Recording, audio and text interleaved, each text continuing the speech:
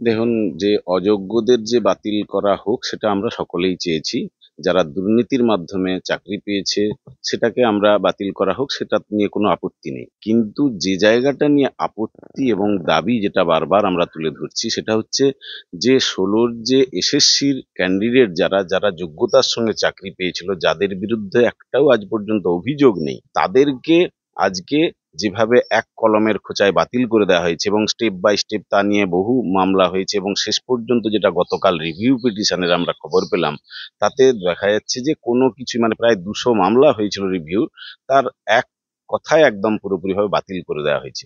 এখানে আমাদের প্রশ্ন যে এই যে বাতিল করা হলো, তাদের অভিযোগটা কি? সুপ্রিম কোর্ট রায় দিয়েছে, হাইকোর্ট রায় দিয়েছে, কিন্তু আমরা এখানে দেখছি যারা প্রকৃত অপরাধী, রাজ্য সরকার, এসএসসি এবং বোর্ড, মধ্যশিক্ষা পর্ষদ, এরা পুরোপুরিভাবে দায়ী এবং প্রাতিষ্ঠানিক দুর্নীতি হয়েছে একথা স্বীকার করে নিচ্ছে কোর্ট। তাহলে তাদেরকে কিন্তু আজকে কোনো শাস্তির ব্যবস্থা করা হলো না, বরং যারা ছিল আজকে অ্যারেস্ট করা হয়েছিল তাকে একের পর এক তাদেরকে জামিন করে দেওয়া হচ্ছে। আর এখানে আমরা কি দেখলাম, যে যারা নিরপরাধী এখনো পর্যন্ত যাদের নামে কোনো অভিযোগ নেই, তাদেরকেই কিন্তু আজকে পুরোপুরিভাবে বলির খাড়া করা হলো। এই জায়গা থেকে তীব্র আমরা প্রতিবাদ করছি। বিচার ব্যবস্থাকে সম্মান করলেও বিচার ব্যবস্থাতে যারা রয়েছেন বিচারকের আসনে, সে জায়গায় আমরা মনে করি কোনোভাবেই এটা সঠিক বিচার নয়। কোনো অপরাধী সাজা পাক, কিন্তু কোনো নিরপরাধী যেন না সাজা পায়, এটা কিন্তু আমরা চেয়েছি। সেখানে আমরা দেখতে পাচ্ছি এই রকম অবস্থা। ফলে আজকে যে জায়গায় যাচ্ছে ভয়ঙ্কর একটা পরিস্থিতির দিকে, আজকে 4 জন প্রায় মৃত্যুর খবর আমরা পেয়েছি 4 জনের। সুবল সোরেনের মৃত্যু কয়েকদিন আগে ঘটলো।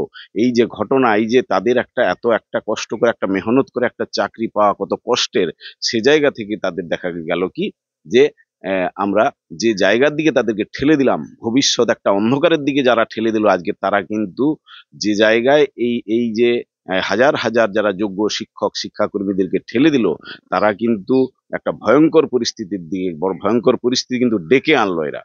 ফলে সে জায়গা থেকে আমরা কিন্তু মানে একটা আগ্নেয়গিরির পরিস্থিতির দিকে কিন্তু এগোচ্ছে। রাজ্য সরকার সম্পূর্ণভাবে দায়ী আমরা মনে করি, এবং এদের ভবিষ্যতের সমস্ত দায়িত্ব রাজ্য সরকারকে নিতে হবে।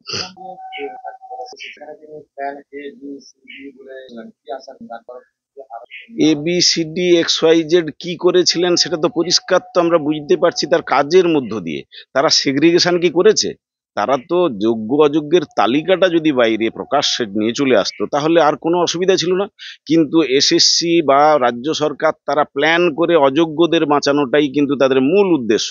সেটা করতে গিয়ে আজকে টোটাল যে প্যানেলটাকে ক্যান্সেল করার দিকেই তারা গিয়েছে।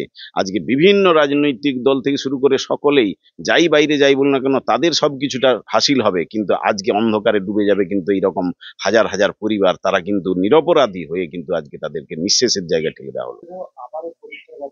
পরীক্ষার ব্যবস্থা করেছে, কিন্তু আমি বলছি যে পরীক্ষা কিসের জন্য করা হলো? আমি যোগ্যতার সঙ্গে পরীক্ষা দিয়েছি, আমাকে বাতিল করা হবে কোন যুক্তিতে? আজকে যদি পরীক্ষার ব্যবস্থা করা হয় এবং সে পরীক্ষার যেভাবে যে নিয়মে হওয়া উচিত ছিল, 16 ক্যান্ডিডেট নিয়েই তাহলে হওয়া উচিত ছিল। কিন্তু আমরা দেখতে পাচ্ছি সেখানে যারা ফ্রেশ ক্যান্ডিডেট তারাও বসছে। আজকে যারা যোগ্য তারা কিন্তু শুধু যে বসছে তা নয়, তারা যে পাবে, আজকে চাকরি পাবে তার কোনো গ্যারেন্টি রয়েছে? তাহলে দুবার ধরে এরকম কি পরীক্ষা একজন বিচারক দিতে পারবে? একজন রাজনৈতিক নেতা থেকে শুরু করে যারা বিভিন্ন রকমের কর্মক্ষেত্রে রয়েছে, তাদেরকে যখন তখন যদি বলি তোমার পরীক্ষা দাও, তুমি তারপর যোগ্যতার মধ্যে দিয়ে ফিরে এসো, তাহলে সেটা কি তারা পারবে? এই পরীক্ষাটা একটা প্রহসন, এবং এর মধ্য দিয়ে যারা প্রকৃত যোগ্য সকলে কিন্তু পাবে না। যারা পাবে না তাদের দায় কে নেবে? একজনও যদি না পায় তার দায় কে নেবে? রাজ্য সরকারকে নিতে হবে। এবং আমরা মানে করছি যে এই রাজ্য সরকার কিন্তু এই দুর্নীতির জন্য দায়ী, প্রাতিষ্ঠানিক দুর্নীতি তারা করেছে, তার সমস্ত দায় কিন্তু নিতে হবে। একটা যোগ্য চাকরি যারা পেয়েছিল তাদের যেন না চাকরি যায়, এটা নিশ্চিত করতে হবে। এবং তা যদি না হয় তাহলে কিন্তু পরিস্থিতি একটা কিন্তু ভয়ঙ্কর জায়গার দিকে যাবে, এবং বাস্তবিক যাওয়ার জায়গায়। কেননা একটা চাকরি পাওয়া আজকের দিনে অত্যন্ত কঠিন কাজ। 8 বছর চাকরি করার পর তারপর তাদের চাকরি চলে যাবে, তারপর তারা যোগ্যতা দিয়ে পরীক্ষা দিয়ে আসবে।